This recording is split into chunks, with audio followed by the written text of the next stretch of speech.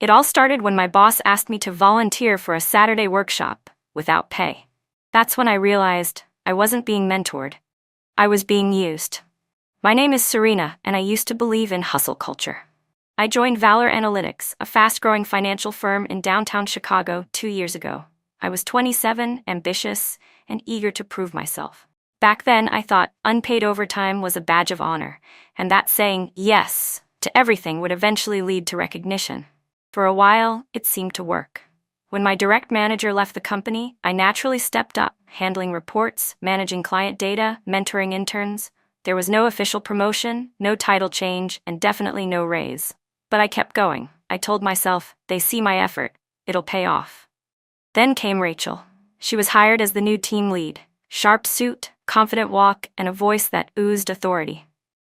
During her first week, she called me into her glass-walled office and said, "Serena, I've heard great things.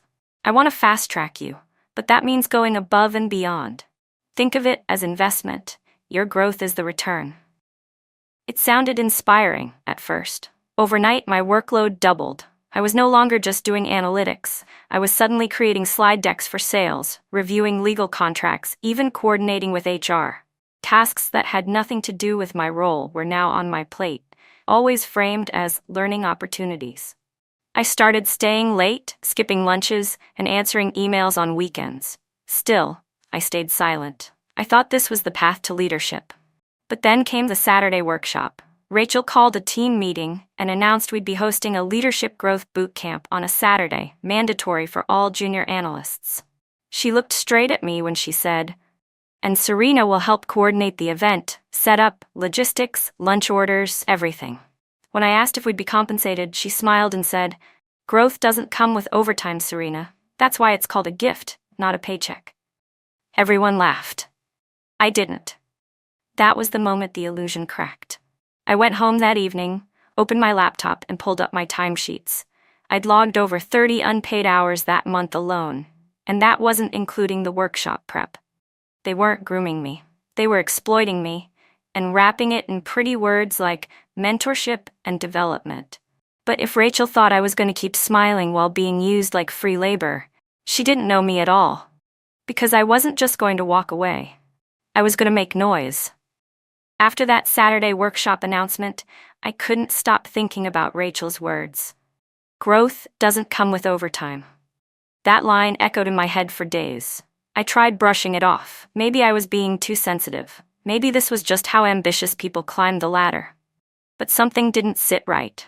The way she looked at me, as if I owed her for giving me a chance. As if being overworked without pay was a privilege. The week that followed confirmed my worst suspicion. Monday morning, I got a Slack message from Rachel at 7:02 a.m. "Need you to jump in on the Q2 sales deck. You're great with visuals." Sales? That wasn't my job, but I replied, "Sure, I can squeeze it in." By noon, I was also looped into a separate thread with HR, asked to double-check some onboarding documents for accuracy. I stared at my screen. I was doing the jobs of 3 departments and still being paid as a data analyst. Later that day, I ran into Maya, one of our newest hires. She looked overwhelmed, holding a pile of files. "You okay?" I asked.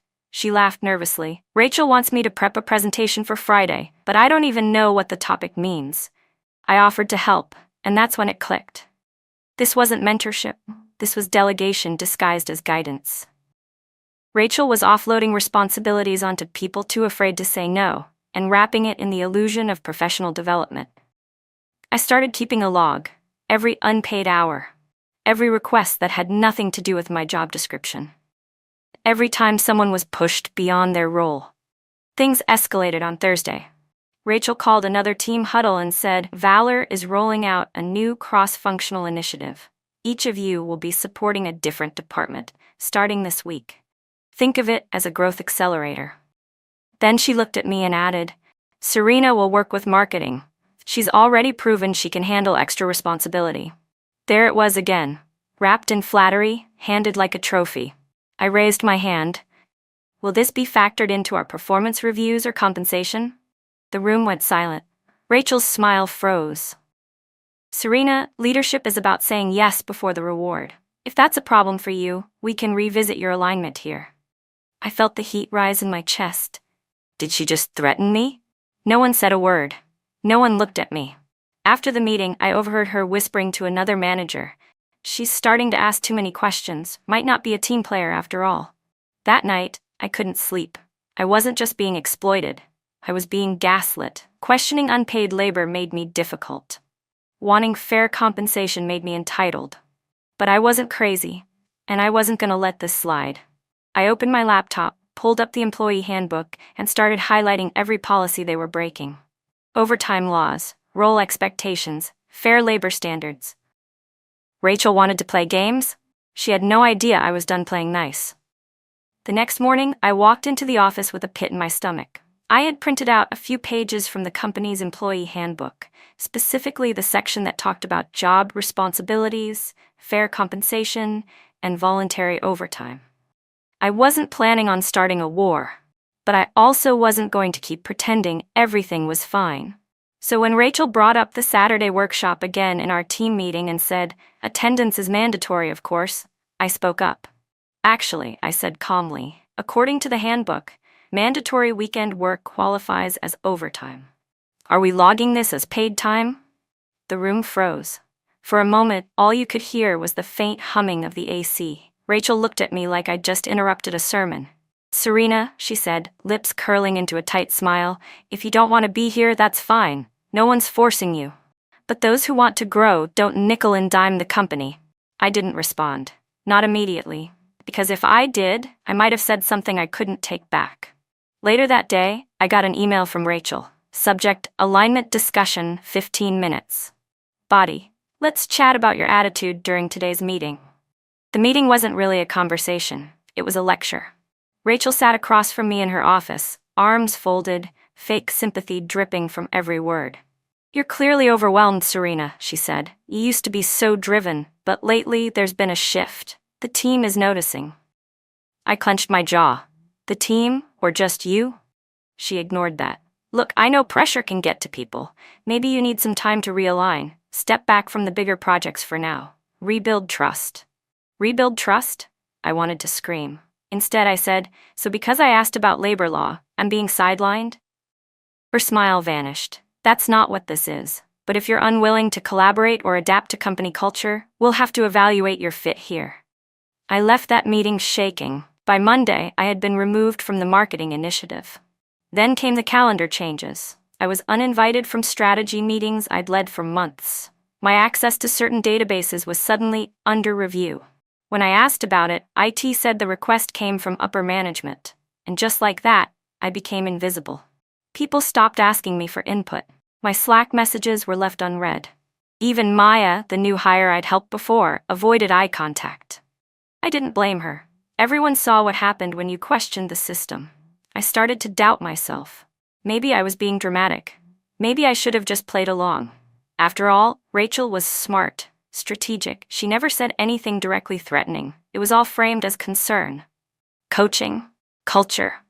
But then something happened that erased any remaining doubt.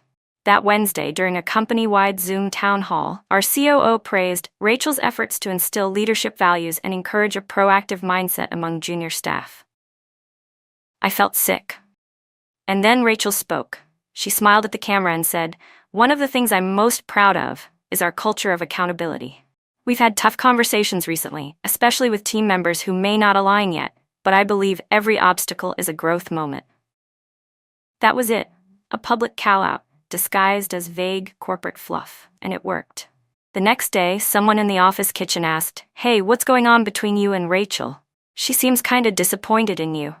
That was the final straw. I wasn't just being punished, I was being rebranded, rewritten, turned into a problem employee in the eyes of everyone else, all because I'd refused to be exploited. So I made a decision. I went home that night and opened a secret folder on my desktop, one I'd been quietly building for weeks. Screenshots of Slack requests, emails with impossible deadlines, meeting notes where I was assigned out-of-scope work without compensation. HR had never responded to my original message, so I started documenting everything on my own. But this time, I wasn't just collecting evidence. I was preparing a story, one that needed to be told. And I knew exactly where to start. After the town hall humiliation and the whispers that followed, I knew one thing for sure. Rachel thought she'd won. She thought I'd been put in my place, that I'd learned my lesson, that I'd retreat quietly, maybe even quit, just another ungrateful millennial who couldn't handle tough love. So I did exactly what she expected. I showed up on time, I kept my camera on, I smiled in meetings, I nodded when she spoke, I even said, "Thank you for the feedback," when she told me I still had room to grow. But inside, I was burning. What Rachel didn't realize was that every passive-aggressive comment, every fake smile, every email copied to HR without context, was fuel. And I was storing it all. In silence. I had built a private timeline on Notion. It documented every voluntary task that wasn't optional, every unpaid hour, every role outside my scope. I color-coded it, labeled screenshots, even included timestamps from Slack. It wasn't just a list anymore, it was a case. I tried reaching out to HR again. This time, I phrased everything professionally, attached my documentation, and politely asked for clarification on the company's position regarding unpaid labor and retaliatory management behavior. No response. 1 week passed, then 2. In that time, Rachel relaxed. She started assigning me menial tasks again, booking rooms, organizing lunch orders, just to help the team. I said yes to everything. I played the part of the humbled employee. And that's when I wrote the article. I didn't post it on LinkedIn. That would have been too obvious, too traceable. Instead, I submitted it anonymously to a popular workplace culture blog known for whistleblower stories. The title? When Training Opportunities Are Just a Mask for Free Labor. I laid everything out. My job title versus what I was being asked to do. The lack of overtime pay. The manipulative language used to shame us into compliance. The retaliation when I spoke up. How silence was rewarded and questions were punished. I changed names and company identifiers, but anyone inside Valor Analytics would recognize the story instantly. The piece went live on a Thursday evening. By Friday morning, it had over 30,000 views. Inside our office Slack, people were buzzing. No one said anything directly, but I saw it in the side glances, the vague messages in team chats. Did you guys see that post? Sounds familiar. Wild timing. Rachel didn't mention it. Not yet. She was too smart for that. Too careful. But I saw the flicker of tension behind her eyes during our weekly check-in. The slight pause before she spoke. The way she asked, "Everything going okay with you?" Like she was trying to sniff out guilt. I smiled and said, "Couldn't be better." Because the truth was, I hadn't done anything wrong. I hadn't named names. I hadn't broken any rules. I'd simply told the truth. And the world was listening. This wasn't the end of the story. Not even close, but it was the first crack in the wall. The first domino. Rachel thought she'd buried me. She had no idea I'd been planting seeds the whole time. And soon, they were going to grow into something she couldn't control. By Monday morning, the article had crossed 100,000 views. It had been shared on LinkedIn by former employees of Valor Analytics, reposted in Reddit threads for overworked analysts, and quoted by workplace advocacy groups on Twitter. Some users even guessed the company name in the comments. Correctly. The anonymity was crumbling. And so was the illusion. At first, Rachel pretended nothing was happening. She carried on with business as usual, hosting morning stand-ups with her signature confidence, tossing around words like agility, growth, and resilience, like nothing was burning beneath her feet. But behind the scenes, panic had begun to set in. I noticed it in the tone of company-wide emails. HR sent out a message that read, "We are aware of external media content that may reflect negatively on our industry and want to reaffirm our commitment to ethical labor practices." No mention of the article directly. But everyone knew what it meant. And then something shifted. People started talking. Not loudly, not all at once. But in the subtle, hushed way survivors communicate. A colleague from finance messaged me on Slack. "Hey, was that article you?" I replied with a smiley face. No confirmation, no denial. She responded, "Thank you, seriously." That was the beginning. By Wednesday, a dozen anonymous testimonials had appeared in the blog's comment section. All echoed the same story: unpaid hours, mandatory volunteer events, public shaming disguised as coaching. Rachel's name began to pop up, in vague terms at first, then more directly. Then came the tipping point. Someone, no one knows who, leaked a screenshot from one of Rachel's internal emails. In it, she told another manager, "Serena's resistance is contagious. We need to isolate it before others start questioning expectations." That leak spread like wildfire. And suddenly, this wasn't just about overwork. It was about targeted retaliation. Rachel still didn't address it directly. But the next day, she held an emergency culture reset meeting. She stood at the front of the room, confidently composed, and said, "I know there's been a lot of noise this week, and I want to remind everyone, we rise by lifting each other. If you're struggling, my door is open, but we don't solve problems by pointing fingers. We solve them by stepping up." It was the most polished threat I'd ever heard, and it backfired. Because after the meeting, 3 people from my department resigned. Not quietly either. They posted thoughtful exit messages on LinkedIn, citing misalignment with internal values, and praising the article for inspiring them to prioritize their well-being. The following week, an independent journalist published a follow-up story. This time, the company's name was front and center. They had connected the dots through Glassdoor reviews, LinkedIn patterns, and interviews with former employees. Rachel's reputation began unraveling outside our walls. Her once inspirational LinkedIn page, filled with quotes about mentorship and growth, was now flooded with critical comments. Someone dug up a podcast episode where she talked about using stretch opportunities to test loyalty. It went viral, for all the wrong reasons. Then came the internal investigation. Upper management, under mounting pressure, announced that they would be hiring an external auditing firm to assess labor practices and managerial culture. That same day, Rachel canceled all her meetings. Her office door remained shut.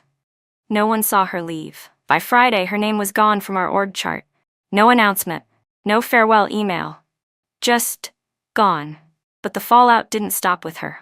The company issued a public apology on its website stating that certain managerial approaches did not align with our core values and promising systemic changes. Internally, they began restructuring. A new policy mandated compensation for all off-hours work. A whistleblower platform was launched, anonymous, encrypted. Several other managers known to enable Rachel's tactics were quietly moved or removed. And me? I didn't say a word, not publicly, not yet. But something had changed. People stopped avoiding me. Some even thanked me in passing, their eyes holding something I hadn't seen in weeks: respect. One afternoon, I found a handwritten note on my desk. It read, "Because you stood up, I finally could too, Maya." I stared at the note for a long time. This wasn't just revenge, it was release. I didn't need to be the loudest voice in the room. I just needed to be the first. Rachel thought she could isolate me, but what she didn't realize is that silence doesn't mean weakness. Sometimes it's just the sound before the storm, and this storm had only just begun. Rachel's disappearance from the org chart felt anticlimactic. No final meeting, no all-staff announcement, just a blank line where her name used to be. But the silence spoke volumes. By the following Monday, the HR team issued a carefully worded email. Effective immediately, Rachel Williamson is no longer with Valor Analytics. We wish her well in her future endeavors. It was the corporate version of slamming the door shut. But outside the company, the fallout was just getting started. The journalist who had published the exposé released a follow-up titled, "Toxic Leadership in the Age of LinkedIn Coaching Culture." The piece dissected Rachel's rise in the industry. Her speaking engagements, her viral posts about servant leadership, her podcast interviews filled with polished soundbites like, "Empowerment begins with sacrifice." That line was ripped apart on social media. People began sharing their own experiences under managers like her. People who used the language of growth to justify burnout, who masked exploitation as mentorship. One by one, conferences quietly dropped Rachel from upcoming panels. Her once busy LinkedIn page went dark. No new posts, no engagement. And then came the final blow.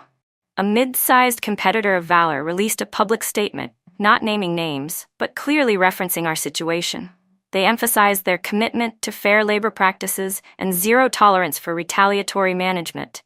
Within days, they saw a spike in qualified job applicants. Rachel's name had become radioactive. I later learned through a friend in recruitment that she'd applied for a director role at another firm and was rejected after the hiring manager Googled her once.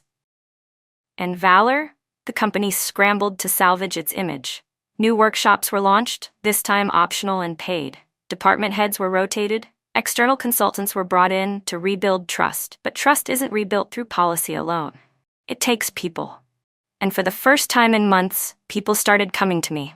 Quietly, cautiously, they'd ask, "How did you do it? Weren't you scared? What made you speak up when no one else did?" I never claimed credit. I never confirmed the article was mine. I just said what I knew to be true. Sometimes you don't need to be brave, you just need to be done. The best part? I wasn't even the one who took her down. Rachel buried herself. One email, one meeting, one silencing tactic at a time. I simply gave the truth a place to land. And once it landed, it echoed. The irony? A month before all this, Rachel had told me leadership is about legacy. Well, she got hers. A cautionary tale in every HR seminar, a case study in every management course, a name whispered as a warning, don't be a Rachel. As for me, I stayed, at least for a little while. Not because I forgave the company, but because I wanted to rebuild something better. The new leadership actually listened. They asked for input. And when I asked to create a task force on ethical leadership, they said yes. I wasn't trying to be a hero. I was just tired of pretending silence was safe. Rachel had used that silence to control, to isolate, to dominate. And in the end, it destroyed her. Because silence doesn't protect leaders. It exposes them. 3 months later, I stood on a stage under warm lights, staring out at a room full of executives, HR leaders, and young professionals. The event was called Ethics in the Modern Workplace. I had been invited by the organizers after they read the viral article and asked if the anonymous author might be willing to speak, confidentially, of course. I hesitated. For weeks. But then I thought about Maya's note, about the dozens of messages I had received, about the ones who still couldn't speak up. And I said yes. I wore a simple black blazer, hair tied back, heart pounding. The moderator introduced me vaguely as a data analyst who played a key role in sparking one of the most talked about conversations in corporate America this year.